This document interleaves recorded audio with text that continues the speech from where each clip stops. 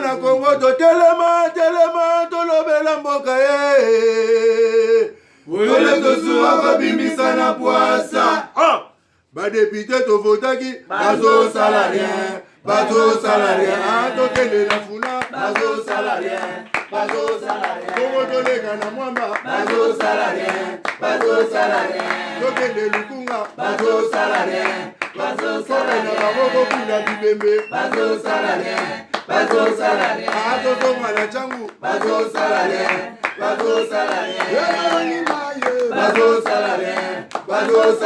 alakola ni molili bazo salarien ekulu ne paye bazo salarien alabalengani ba mama bazo salarien ekola ni wape bazo salarien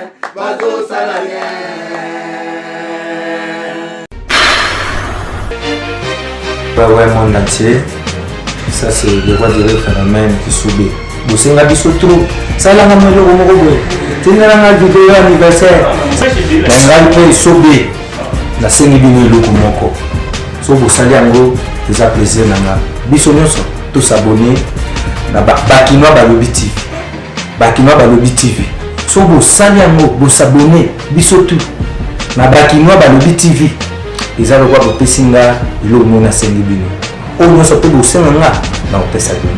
Merci.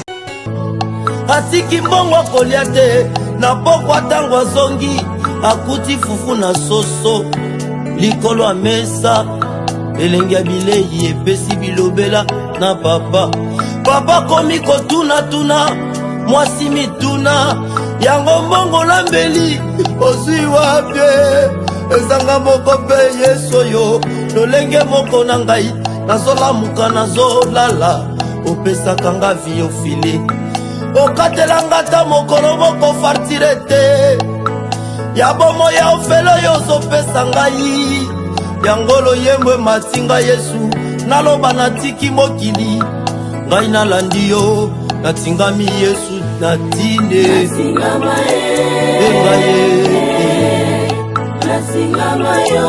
ozanzamba kotika te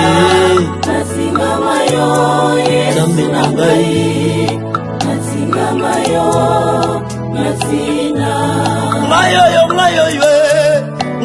ngayoyo osalanga mwasi lokola basi nyonso kasi malechance na vi na ngai babengi ngai ekomba po dokter alobi na vi na ngai nakobota te kutula motema mabe ya bomoto na nkanda dokter akati lisusu batrompe na ngai mibale alobi mpo na yo otikali ekomba na vino mobimba okosimba mwana te kasi nzoka nzambe akotinga mosalinga bolamwe nasutuka opesinga mwana. Merci beaucoup nabandeko nyonso bozali na tosuwa elongo bozobondela mpona Paul tosuwa par rapport à nzoto zabulu eke mais ça va nza masali grâce ba théâtre ba tona ba oleka batalaka bato ba coronavirus alukuta na ba na bopito balinga ba meka magie mais bazwaki penda méthode abulu eke barata Paul tosuwa na corona te oh nabite na ndeni lelo oyo tout le monde na Kinshasa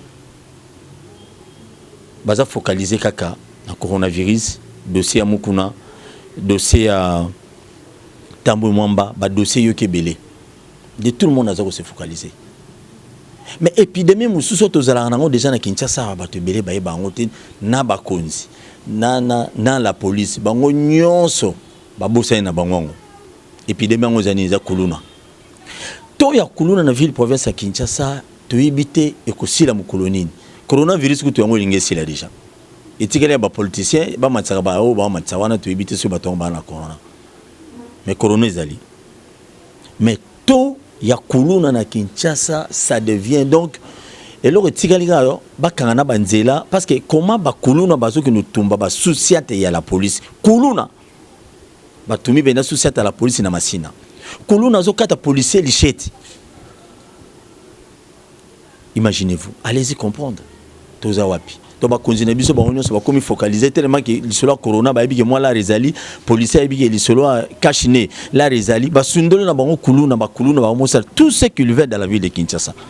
kuluna ye makasi politicien ba député mutazo beta taliso na ngwazate lelo tozongi suna ndeko Stéphane nokoboni Kimi ezali Paul Kimi ezali tozokomisa nzambe ndenge tozokutana kaka pona kolobela makambo ya mboka. Alors sujet ezali malamu mingi oyo etali makambo kuluna na mboka na biso. Ndeko Stéphane kuluna ya Kinshasa moi de temps ba communauté vanda rezate ba kuluna ozana ville province ya Kinshasa izo kuluna zo kipeli susute et puis kuluna équipé so acheté moi na 8 ans moi na 9 ans moi na 7 ans moi na 9 de 10 ans akomine kuluna na ba société nyonso ya Kinshasa ya ki kuluna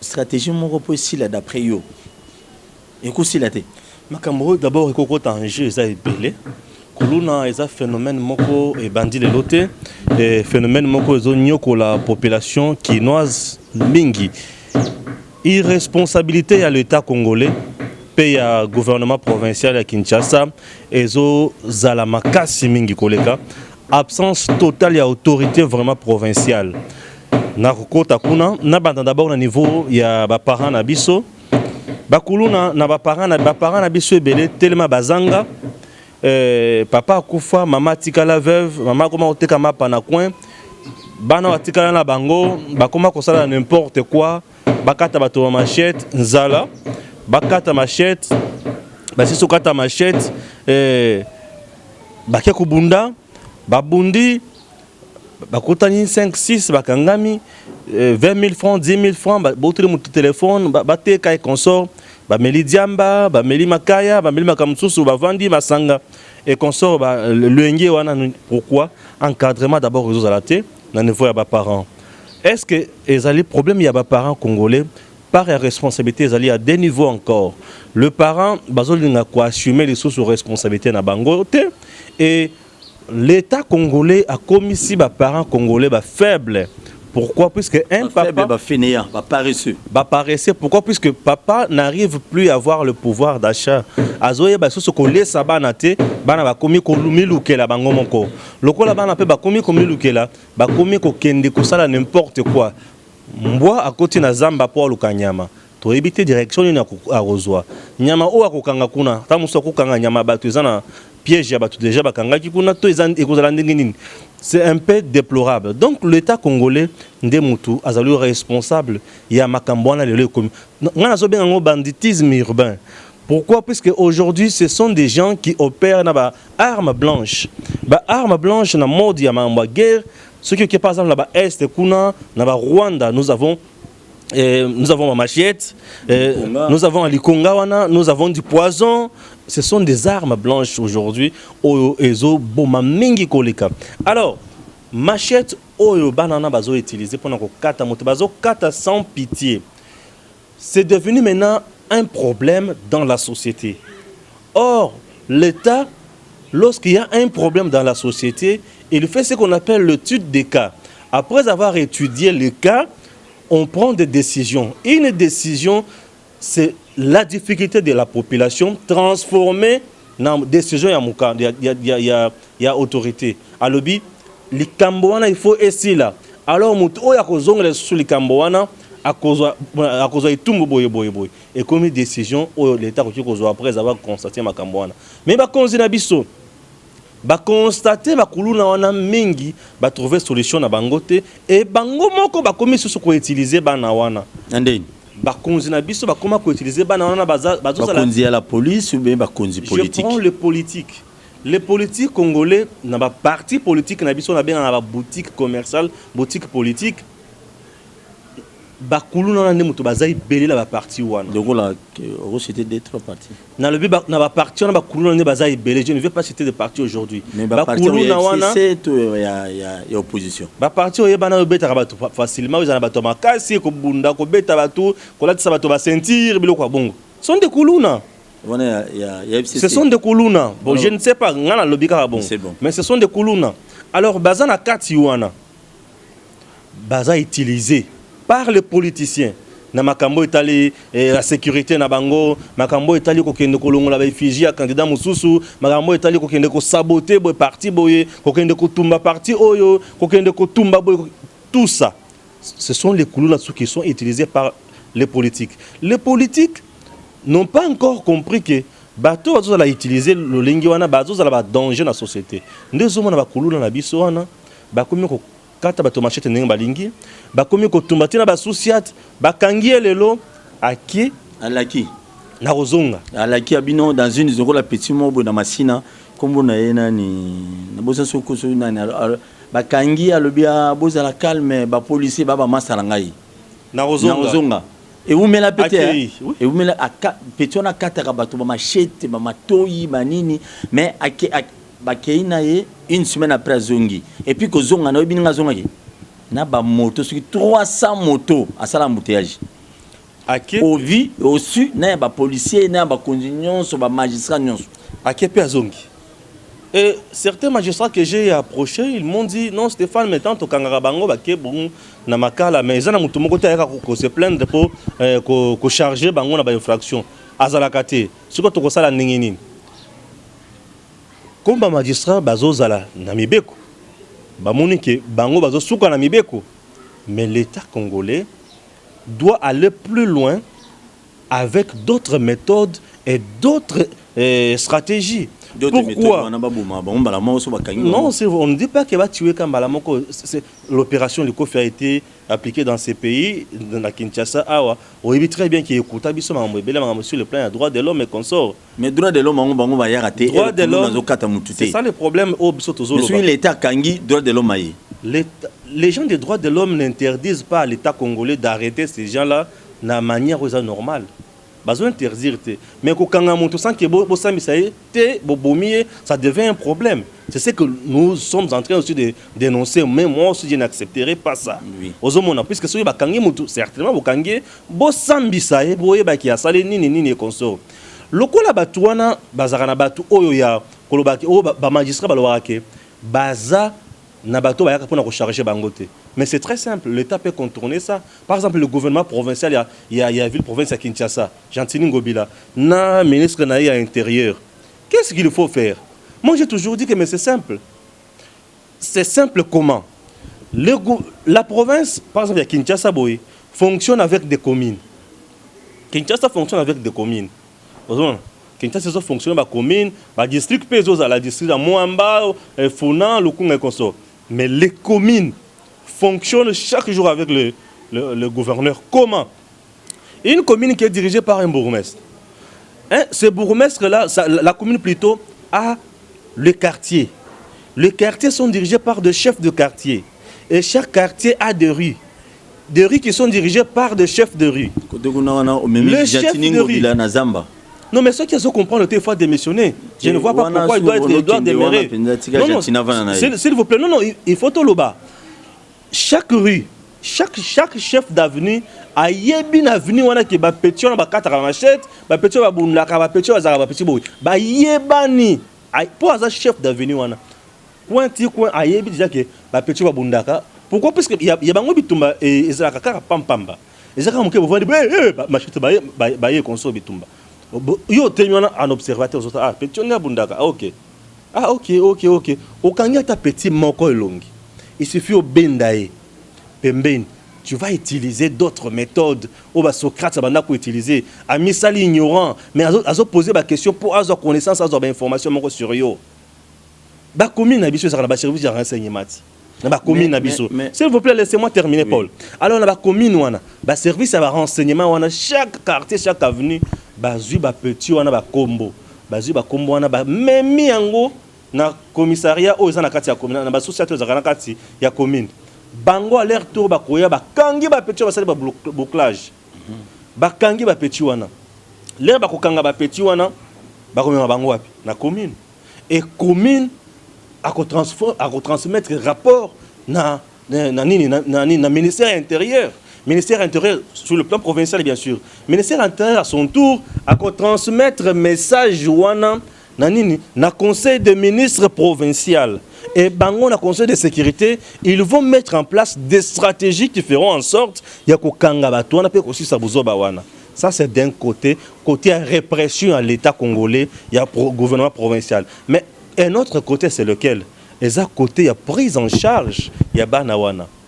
prise en charge ya bana mais ça là lelo na Congo et comme kaka ya bandeko ya bana ya baboy ba membre ya parti ba membre ya boy siko société ko suka wapi et ko suka na zamba société ko koma jungle pour na nini plus tozo créer ba tebele bazo la ba chômeur plus tozo créer insécurité les sous donc l'état lorsqu'il faillit à sa mission et il faillit dans la responsabilité naé azo créer insécurité dans la société pour nani siko ba petona ba vandi siko bazangi misala lorsqu'on n'est pas occupé mon cher depuis que je suis là on a fait un grand travail depuis que je suis là presque 12h 13h 14h 15h 16h 18h déjà tout on a travaillé nous on a travaillé mais est-ce que ces enfants là de 12h à 16h à 18h ils ont fait quoi ils n'ont pas travaillé lorsque vous ne travaillez pas aux en attendant que bouler le comme à la montée aux en attendant que kende ko sala buzoba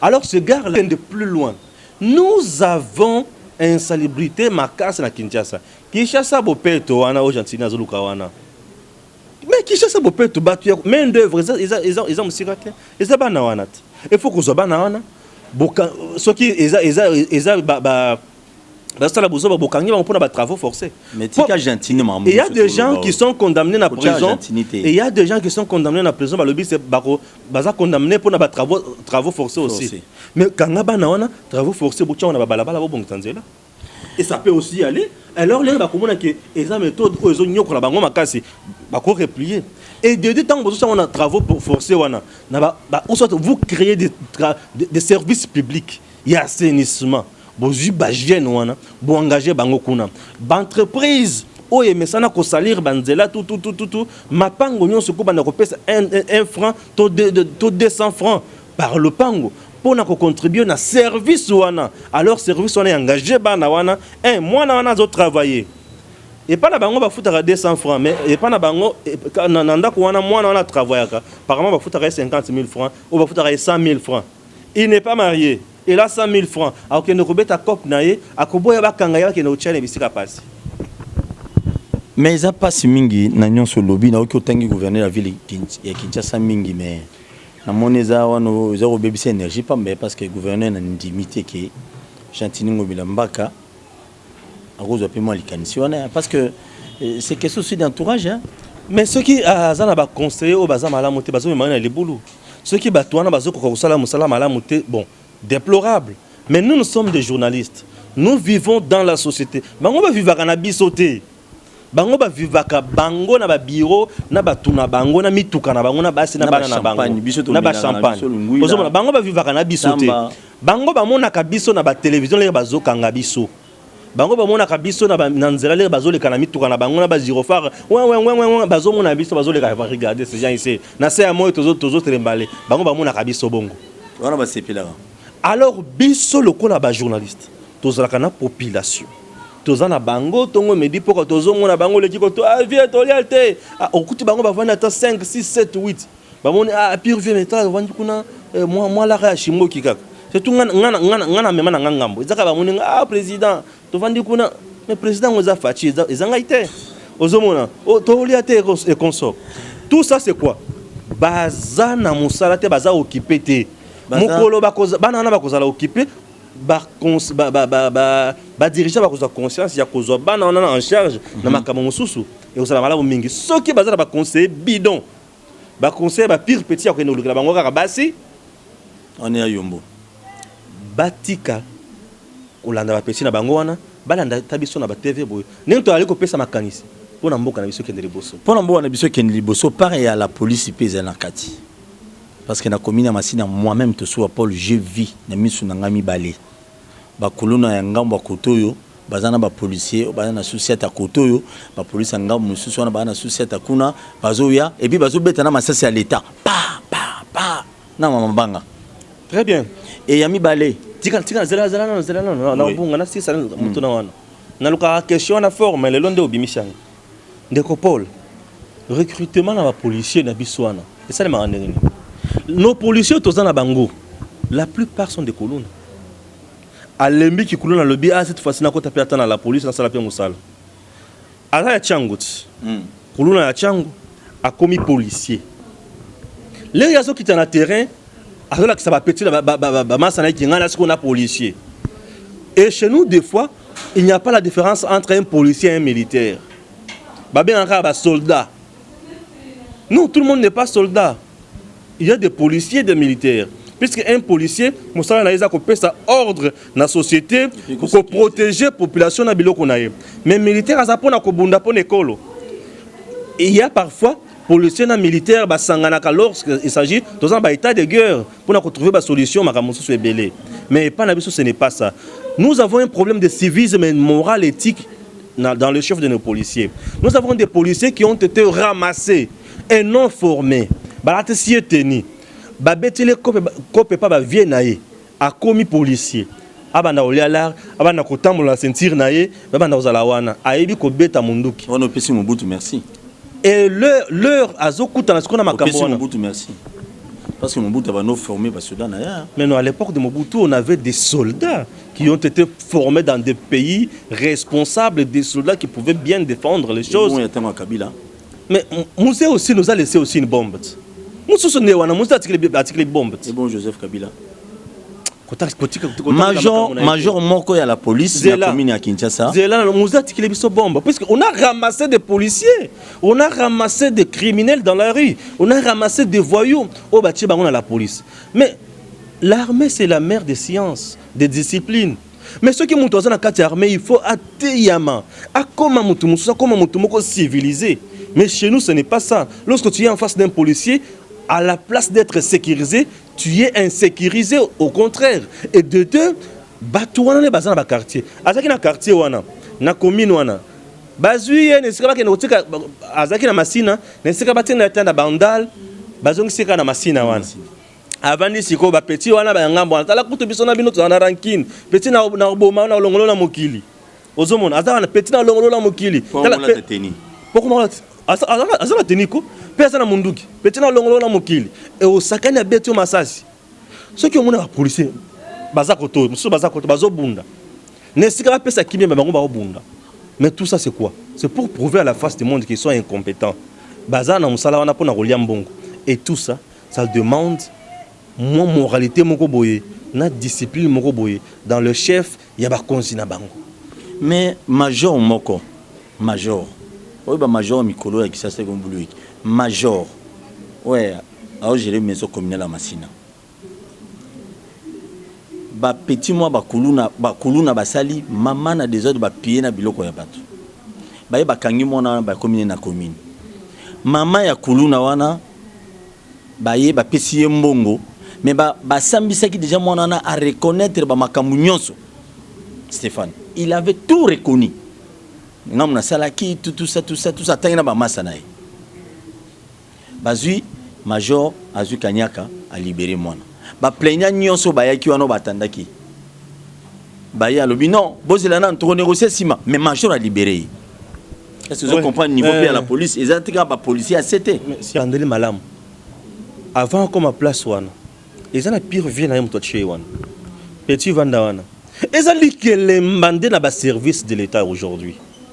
Et comme major ba chez wana ayebi que petit na personne na tio na bilangi kauka te hein petit bisiko za na olia hein mon continent yebi et place azawana ils ont ba roulage bazana nzela roulage na nzela agent de l'ordre na nzela mais ça likelemba chaque soir pombo on les autres wapi nesika kesi ya l'état ekota kuna ba mande mais yembongo yaza na likelemba 1000 francs 2000 francs 15000 francs 10000 francs pour ya na likelemba na ye major ba chiwana mais tu dois savoir que ça na ba vie na ye o akena pesa mbongo azana batuna yo azoke ne kopesa rapport chaque soir bango baza wana pour la population te bango baza wana pour na bentéré na bango pour na bentéré na bango et c'est ce qui dérange donc ce pays est tellement détruit na niveau nyonso mutu nyonso na niveau na ye azo détruire mboka na ndenge na ye et batu te tellement baza wana faute ce qu'on a pesa banani mais batu oyo bazo ba plaignant wana mais bon kangama liboke lokola major na commune asali bozo ba bongo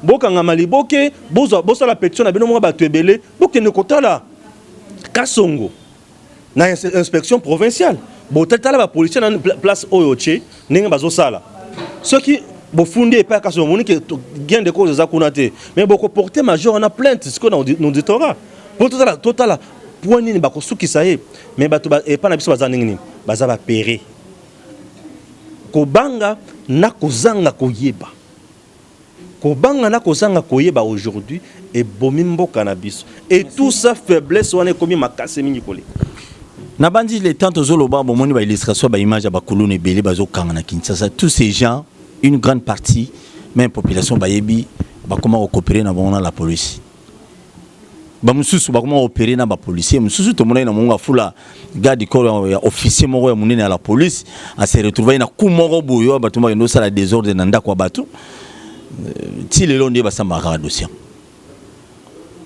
Le Congo biso to kozalaka sécuriser les moments où politiciens congolais a kopesaka peuple congolais valeur mais ba pesa biso valeur yango kan ba ndeko beli bazolo ba bi nzambe déjà sala nyonso pour na Congo etikali peuple congolais a agi agissement bato bazolo ba et cause la ndé dans 30 secondes agissement au peuple congolais faut agir et ça d'abord avant d'agir Ndekopol on n'agit pas aveuglément. Avant d'agir, il faut connaître. Il faut avoir l'information. Parce que lorsque tu n'as pas l'information, aux autres qui ne quoi agir, aux autres qui ne aux réclamer non. Merci beaucoup Stéphane. D'abord, et de dire, lorsqu'on connaît ses droits, on sait bien les défendre. Merci beaucoup Nabino Sobolani Biso. Lelo to bete li solo ya kuluna na Kinshasa zo sila te to ebite ko sila mu koni ba parti politique ba memele biso kuluna na niveau moins incroyable aujourd'hui victime o ya kuluna wana eza ba politicien te ka ces petits peuple ba politicien so ba pesa mu Congo ba luka ba na 2023 wana to ebi alors to pesi bino so merci mikolo to moloba so s'abonner awa o s'abonner na droite o s'abonner pe na gauche bo s'abonner na Edem TV ya ndeko na Stéphane massivement. Si vous s'abonnez à Edem TV officiel, massivement, vous pouvez s'abonner à Bakinois Balobi. Il y a un serviteur dans Binopol Tosoua. Vous s'abonnez massivement, vous partagez le lien.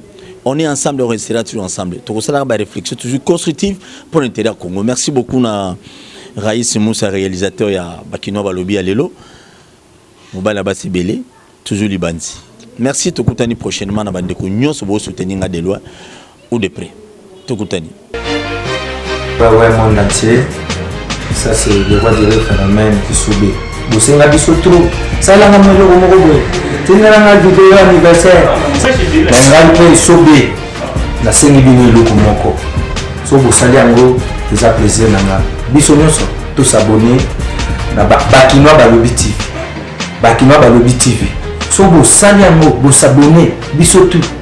Na Bakinois Balobi TV eza lokwa bopesinga ilo mona sengi bino o nyonso pe bosenga na opesa bino merci.